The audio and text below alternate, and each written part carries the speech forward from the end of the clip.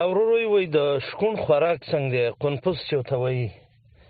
امام احمد او امام ابو حنیفه رحمت الله علیه یو قول دی چې دا حرام دی وایي، او په دې باندې دلیل نیسي د ابو هریره رضی الله عنه او د عبدالله بن عمر رضی الله عنهما یو روایت چې هغې کې دا راځي چې دا خبیث من الخبائث دی.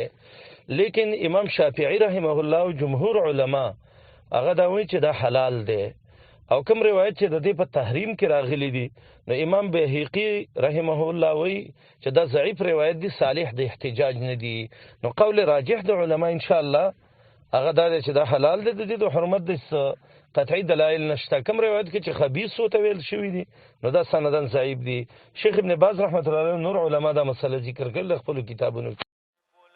يا بلبل الأغصان غرد مدى الأزمان عن أهل وحي الله، عن حملة القرآن.